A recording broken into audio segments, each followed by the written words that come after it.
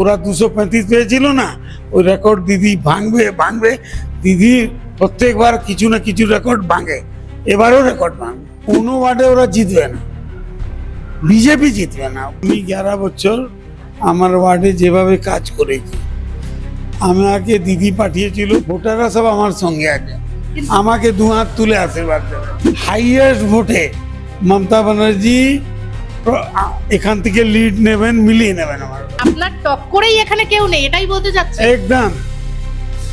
মানে স্ট্র্যাটেজি কি থাকছে? মমতা ব্যানার্জির স্ট্র্যাটেজি তো বলা যায় না। নোটবন্দি করে লাইনে লাগিয়ে দিল, এই গ্যাসের জন্য এখন লাইনে লাগিয়ে দিল, এসআইআর জন্য লাইনে লাগিয়ে দিল। মুখার্জি মুখোপাধ্যায় এ তফাৎ 1.5 কোটি লোককে লাইনে লাগিয়ে দিল। ভোট ঘোষণার ঠিক একদিন বাদে প্রার্থী তালিকা ঘোষণা করেছেন মুখ্যমন্ত্রী মমতা বন্দ্যোপাধ্যায় বা দলীয় সুপ্রিমো, এবং জোড়াসাঁকো কেন্দ্র থেকে প্রার্থী হয়েছেন একেবারে এখানকার কাউন্সিলর 20 নম্বর ওয়ার্ডের বিজয় উপাধ্যায়। আজকে আমার সঙ্গে রয়েছেন জোড়াসাঁকোর কেন্দ্রের তৃণমূল কংগ্রেস প্রার্থী বিজয় উপাধ্যায়। বুধবার গণেশজির বার, সেই জন্য আমরা গ্রিন করি। মানে মদন মিত্রকে বলা হয় কালারফুল নেতা, তো আপনি এখন কালারফুল, মানে সেটা কি মানে প্রার্থী হয়েছেন সেই জন্য মানুষের কাছে আরো বেশি করে? এটা আমার অনেক পুরনো, প্রার্থী হয়েছি সেই জন্য না, শুধু বুধবার পরি গ্রিন। কুর্তা পরবো কিংবা সাফারি পরবো, গ্রিন পরি। আপনাকে প্রার্থী করা কোথাও গিয়ে কি মানে আপনার ক্লিন ইমেজ বা কোথাও গিয়ে হিন্দু ভোটকে পকেটস্থ করার জন্যই কি আপনাকে প্রার্থী করা? দেখুন, মমতা ব্যানার্জি আমাদের নেত্রী, অভিষেক বন্দ্যোপাধ্যায় আমাদের জেনারেল সেক্রেটারি আর সেনাপতি। উনি আমার উপরে বিশ্বাস রেখেছেন, আমাকে প্রার্থী ঘোষণা করেছেন। কেন করেছেন এটা আমার বলার পক্ষে সম্ভব না, এটা ওনারা জবাব দিতে পারবেন। মানে জোড়াসাঁকোর কেন্দ্রটা মানে বিধানসভা কেন্দ্রটা তো অনেকটা পিছিয়ে, তার কারণ আগে এখন যিনি বিদায়ী বিধায়ক বিবেক গুপ্ত, তার এগেনস্টে বহু কমপ্লেন রয়েছে, কাজ হয়নি এখনো পর্যন্ত, অনেক কাজ বাকি রয়েছে, এখানকার মানুষজনেরও এরকম অভিযোগ রয়েছে। সেই দিক থেকে মানে দেখুন এখানে 11টা ওয়ার্ড আছে, 11টা ওয়ার্ড মধ্যে 9টা ওয়ার্ড তৃণমূল কংগ্রেসের, বিজেপির 2টা ওয়ার্ড, 22-23।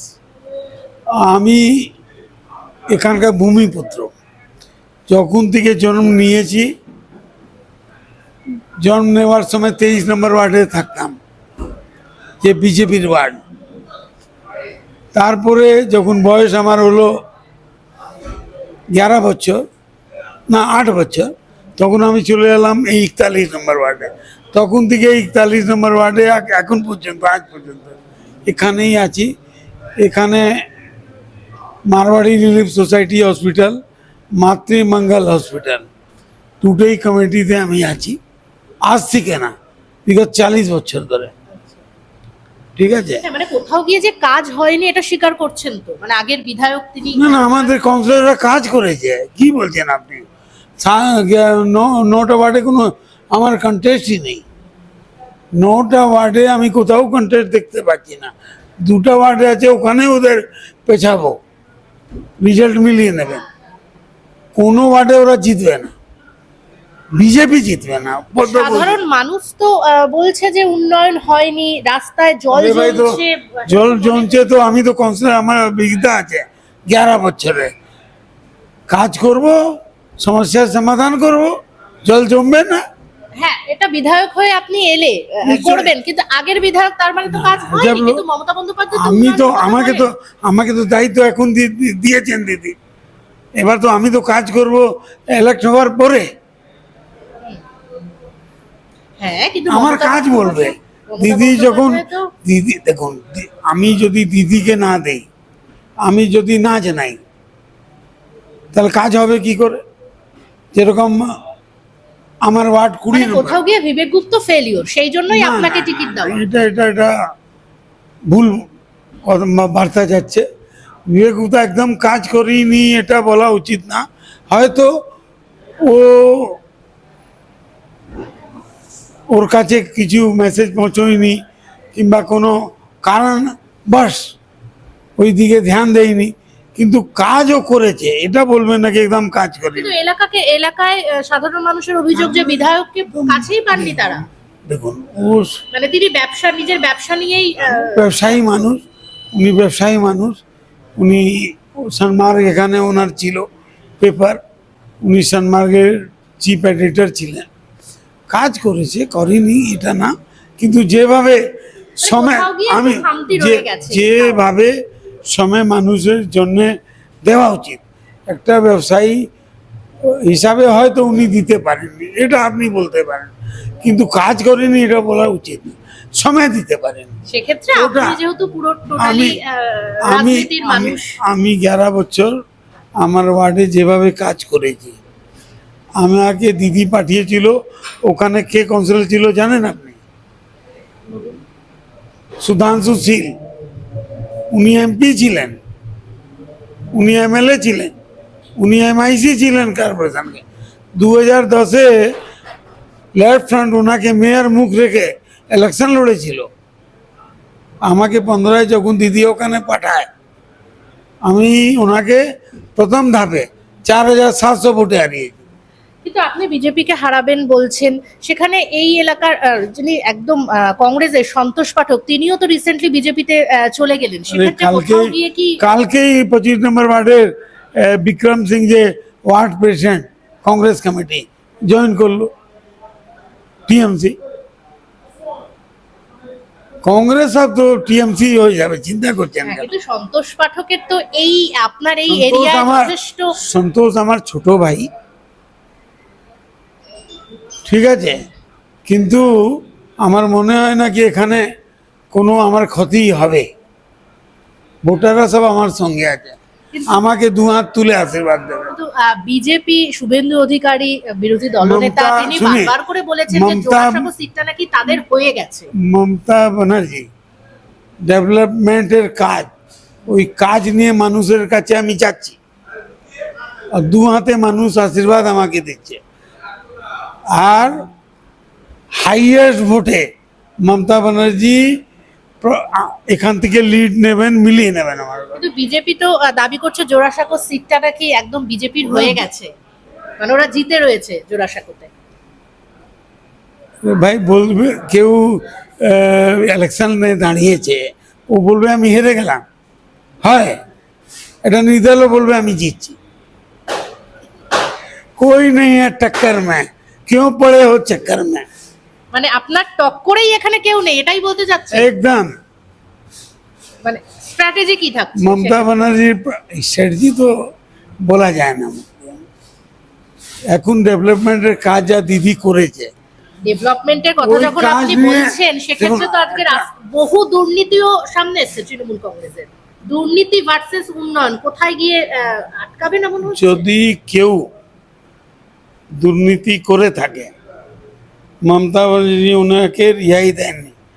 মমতা ব্যানার্জি মুখ্যমন্ত্রী হওয়ার পর টিএমসির শম্ভুনাথ কাউন্সিলর একটা মার্ডার কেসের আসামি হয়েছিল, সঙ্গে সঙ্গে ঢুকিয়ে দিলেন, 1 বছর আগে বেরিয়েছে। কোথায় আছেন? মমতা ব্যানার্জি কোনোদিন কম্প্রোমাইজ করেন না, যে ভুল করবে ওর জন্য পুলিশ আছে, ল নিজের কাজ করবে, কোনোদিন কাউকে সেভ করেনি আর করবে না। আমি যদি ভুল করি আমি ভুগবো।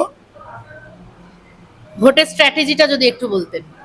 আচ্ছা, মমতা ব্যানার্জি ডেভেলপমেন্টের কাজ নিয়ে যাচ্ছি, শুধু সেটাই? আর কি। তারপরে আমি যে 20 নম্বরে কাজ করলাম, মানুষও নিশ্চয়ই খবর পাচ্ছে, কিন্তু খবর পাবে। বিজেপি তো হিন্দু মুসলিম এই ধরনের ভাগাভাগির আপনাদের তরফ থেকেই অভিযোগ আসে সব সময়, কিন্তু এখানে তো হিন্দু আপনি মুসলিম সব ধর্মের মানুষ আপনি থাকে। আপনি এটা কথা বলুন, আমার দিদি কি বলে মমতা ব্যানার্জি, ধর্ম সবার, কিন্তু উৎসবে নেই, ধর্ম নিজে নিজে, সবার ধর্ম নিজে নিজে, ও উৎসব হিসাবে সবার মধ্যে সামিল হবে। আমাকে দিদি কোথায় পাঠিয়েছিল? বাবা ভূতনাথ যেখানে বসে আছেন 20 নম্বর ওয়ার্ড, আমি ওখানে গিয়ে বাবা ভূতনাথের দরবার সাজিয়েছি, গিয়ে দেখে নেবেন 64 দোকান। এখন বাবা ভূতনাথ দরবার একদম কত সুন্দর বিউটিফুল হয়ে গেল। তারপরে গঙ্গা আরতি বেনারস থেকে নিয়েছে, 11 বছরে 22 বার করে দিলাম। কিন্তু গঙ্গার দাদা, পরিবেশ, যদি- গঙ্গা পরিবেশ, দেব দীপাবলিতে 21,000 দীপক প্রজ্বলিত হয় যেরকম বেনারস হয়। কিন্তু আমি যদি বলি গঙ্গা তো ধরে- তৃণমূলের দুর্নীতি, তারপর এসআইআর, তারপর 3,000 কোম্পানি, এবারে সিআরপিএফ জওয়ান আসছে, 2 দফায় ভোট, এই 4টে ইস্যুকে মানে এই 4টে কে ঘিরে রয়েছে বিজেপি। এবারে যেভাবে ভোট হচ্ছে সেখানে এত আত্মবিশ্বাস কিভাবে আসছে? দুর্নীতি যারা করেছে ওরা কাউকে দিদি ছাড়েনি। SIR এসআইআর এর কথা আপনি তুললেন, আপনি আমার থেকে বেশি ভালো জানেন। মোদিজি নোটবন্দি করে লাইনে লাগিয়ে দিল, এই গ্যাসের জন্য এখন লাইনে লাগিয়ে দিল, এসআইআর জন্য লাইনে লাগিয়ে দিল। মুখার্জি মুখোপাধ্যায় এ তপাত 1.5 কোটি লোককে লাইনে লাগিয়ে দিল এসআইআর নিয়ে। তো মানুষ ভুলবে? কিছু আপনাদের ঘাড়ে নিঃশ্বাস ফেলছে, সেখানে এতটা আত্মবিশ্বাস কোথা থেকে পাচ্ছেন? বিজেপির যেটা কিছু না, বিজেপি এবার আপনি মিলিয়ে নেবেন 30-এর তলায় থাকবে। ওরা তো দাবি করছে যে 100-র ওপরে, মানে আরে ভাই, 170, 180 এরকম। 30-এর তলায় থাকবে, মিলিয়ে নেবেন আমার কথা। দিদি লেফট হ্যান্ডের রেকর্ড ভাঙতে যাচ্ছেন। ওরা 235 পেয়েছিল না, ওই রেকর্ড দিদি ভাঙবে। দিদি প্রত্যেকবার কিছু না কিছু রেকর্ড ভাঙে, এবারও রেকর্ড ভাঙবে। একদমই। অনেক ধন্যবাদ। আমার সঙ্গে ছিলেন বিজয় উপাধ্যায়, এই জোড়াসাঁকো কেন্দ্রের থেকে। তিনি তৃণমূল কংগ্রেসের প্রার্থী।